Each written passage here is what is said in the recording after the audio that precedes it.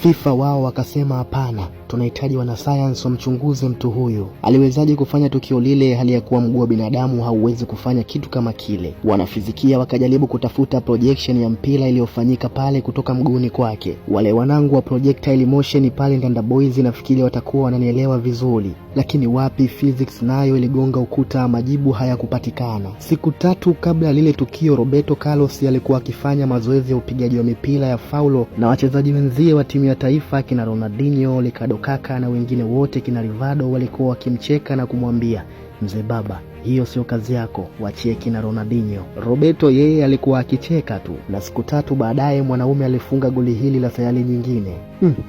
Subiri kidogo, hata mimi sijaelewa huu mpira ulizunguka vipi hapo. Cyborgi, Terminator, mchawi au mtu huyu ni jini?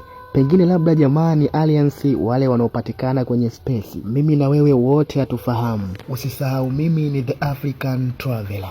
Roberto Carlos anayeheshimu sana mashamba ya kahawa ya kule Sao Paulo nchini Brazili. Baba yake alikuwa anafanya kazi kwenye hayo mashamba, na Roberto kila asubuhi alikuwa anabeba magunia ya kahawa ndipo awai shule. Kwa hiyo inawezekana zile nguvu, ile misuli ya Roberto Carlos ilianza kutengenezwa angali bado ana miaka 12 tu. Roberto ana uwezo